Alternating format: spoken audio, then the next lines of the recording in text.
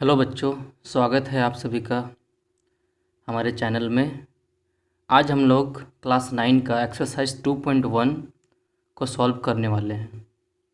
तो देखिए, क्वेश्चन इस प्रकार है कि निम्नलिखित व्यंजकों में से कौन कौन एक चर में बहुपद है और कौन कौन नहीं है। तो सबसे पहले आपको समझना होगा कि एक चर में बहुपद क्या होता है। तो चलिए मैं आपको बताता हूँ कि मान लीजिए यहाँ पे एक पहला वाला क्वेश्चन दिया गया है 4x का स्क्वायर माइनस 3x और प्लस का 7। इसमें आपको ये देखना होगा कि देखिए यहाँ भी x है और यहाँ भी x है। इसका मतलब ये दोनों एक चर हैं, एक जैसे हैं। अगर इसको ऐसे लिखा रहता 4x का स्क्वायर और प्लस 3y, उसके बाद यहाँ पे 4z रहता, ये सभी अलग अलग चर के होते। ये x हो गया, ये y हो गया और ये z हो गया, इसलिए ये सभी अलग चर के होते। तो हमें सिर्फ ये बताना है कि कौन कौन से एक चर में बहुपद हैं और कौन कौन से नहीं हैं। तो सबसे पहला जो हमारा सवाल है वो है 4x का स्क्वायर माइनस 3x प्लस का 7। आप इसमें क्लियरली देख सकते हैं कि इसमें x का स्क्वायर और यहाँ भी x है, इसका मतलब ये एक चर का है। इसीलिए हम यहाँ पे कह सकते हैं, वैसे तो लिखने के कई सारे पॉइंट हो सकते हैं। अगर हम इसे लिखना चाहेंगे तो इस प्रकार लिख सकते हैं कि 4x square minus 3x plus 7 एक व्यंजक है जो केवल x की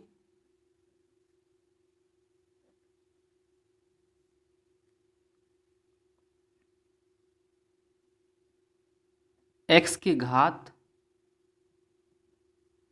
रखता है। अतः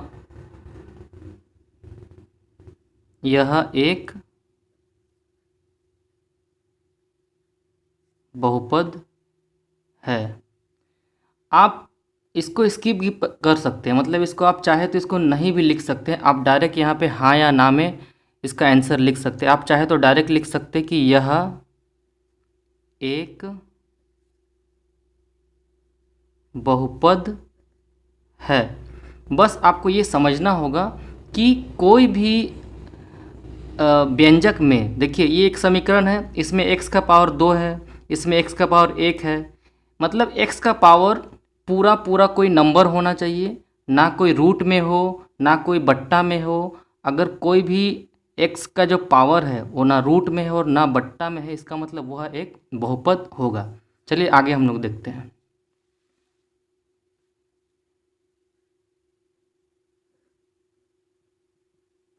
दूसरा जो सवाल है वो है y का स्क्वायर और प्लस √2। इसमें भी आप देख सकते हैं, इसमें आप देखिए ये y है और इस y में 2 का पावर यानी कि पूरी तरह से कोई एक नंबर है यहाँ पे, इसीलिए यह भी एक बहुपद है। हम लिख सकते हैं यह एक बहुपद है। आगे बढ़ते हैं। तीसरा जो सवाल है वह है 3 रूट का √t एंड प्लस t √2।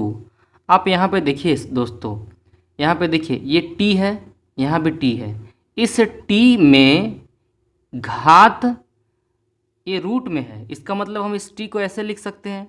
इस t का मतलब होता है ये t 1/2 में है, इसका पावर जो है पूरा नहीं है, आधा है। इसीलिए हम कह सकते हैं कि यह एक बहुपद नहीं है। यह एक बहुपद नहीं है।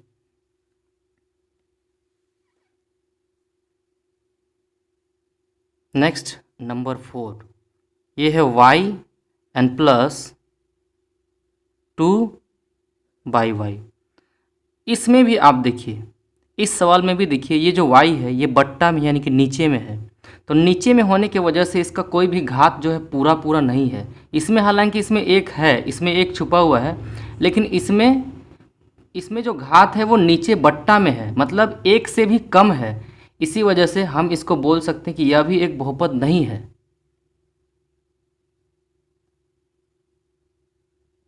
यह एक बहुपद नहीं है। लास्ट क्वेश्चन है,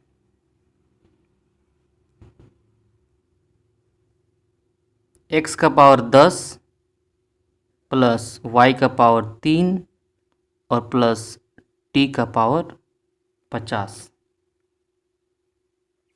इस सवाल में आप देखिए दोस्तों, ये x है, ये y है और ये z है, लेकिन ये अलग अलग चर के हैं, लेकिन इनका जो घात है ये पूरा है। देखिए यहाँ 10 है, ये 3 है, ये 50 है। इसे हम कह सकते हैं कि यह, इसमें 3 चर है, 1 चर, 2 चर, 3 चर, सभी अलग अलग संख्याएं हैं, इसलिए हम बोलेंगे कि यह 3 चरों में, यह 3 चरों में बहुपद है, बहुपद है। तो ये बहुत ही आसान है, बहुत आसान कॉन्सेप्ट है, इसको बस आपको एक बार देख के समझना है। एक दो बार आप प्रैक्टिस करेंगे, देखेंगे सवाल को, तो आप बहुत आसानी से इसको समझ लेंगे और बना पाएंगे। तो चलिए आगे बढ़ते हैं। तो ये दूसरा नंबर का सवाल इस प्रकार है, निम्नलिखित में से प्रत्येक में x² का गुणांक लिखिए। तो दोस्तों इससे आसान क्वेश्चन तो कोई हो ही नहीं सकता है। चलिए मैं आपको बताता हूँ गुणांक क्या होता है। तो देखिए गुणांक का मतलब, मान लीजिए यहाँ पे मैं एक संख्या लिखा हूँ 5x, इसका मतलब ये जो x है और 5 इन दोनों के बीच में गुना है, तो इसको हम ऐसे भी लिख सकते हैं 5 गुना x। इसका मतलब क्या हुआ, x कौन से संख्या के साथ गुना हो रहा है, मतलब है x जो है 5 के साथ गुना हो रहा है, तो x का जो गुणांक हो जाएगा वो हो जाएगा 5। बस यही हमें इस सवाल में बताना है। तो देखिए इसका जो पहला सवाल है वो इस प्रकार है, 2x का स्क्वायर और प्लस x, यहाँ पे प्लस है, सॉरी। तो आप देखिए दोस्तों, ये जो x² है, ये जो x² है, इसके आगे कोई भी संख्या नहीं है। इस x के आगे में कोई भी संख्या ना होने की वजह से हम मान लेते कि यहाँ पे एक छुपा हुआ रहता है, इसीलिए जो x² है इसके आगे में 1 है। अतः हम लिख सकते हैं कि x² का जो गुणांक होगा वो कितना होगा, वो 1 है। बस इतना ही सा इसका आंसर है। सेकंड नंबर पे आते हैं। तो सेकंड नंबर इस प्रकार है, 2 माइनस x का स्क्वायर और प्लस x का पावर 3। सिर्फ हमको x² का ही गुणांक पूछा गया है, इसलिए हम सिर्फ x² का ही गुणांक देखेंगे, इसको हम नहीं देखेंगे। यहाँ पे देखिए, यहाँ भी देखिए, इस x² के आगे कोई भी संख्या नहीं है, लेकिन यहाँ पे एक छुपा हुआ है, एक हमेशा रहता है। तो हम इसको भी लिख सकते हैं कि x² का जो गुणांक होगा वह 1 होगा। लेकिन एक चीज़ ध्यान रखने वाला बात यहाँ पे है कि इसके आगे में माइनस है, इसीलिए हम यहाँ पे माइनस लगाएंगे और ये इसका उत्तर हो जाएगा कि x² का जो गुणांक है वो -1 होगा। अब आते हैं तीसरे नंबर में। तो तीसरा नंबर जो है वो है √2 x का स्क्वायर और प्लस x।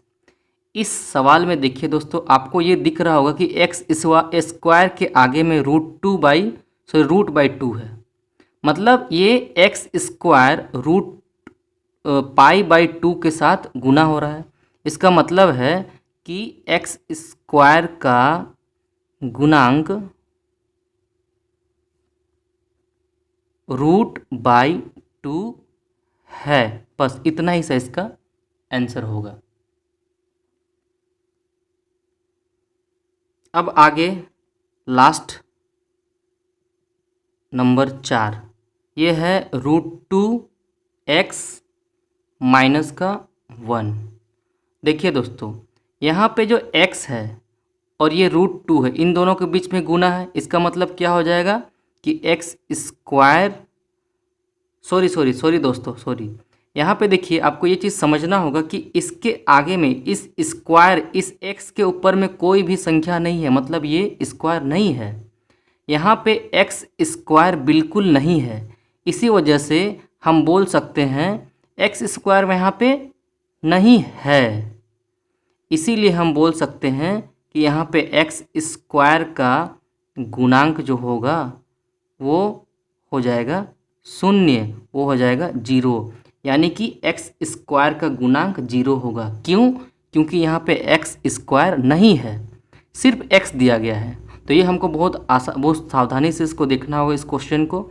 बाकी जितने भी क्वेश्चन थे, सभी क्वेश्चन में x का स्क्वायर, x का स्क्वायर, x का स्क्वायर दिया गया है। बट जो लास्ट क्वेश्चन है, इस क्वेश्चन में x का स्क्वायर दिया नहीं है, जिसकी वजह से हम बोल सकते हैं कि x स्क्वायर का गुणांक यहाँ पे 0 है। तो आशा करता हूँ आपको समझ में आया होगा।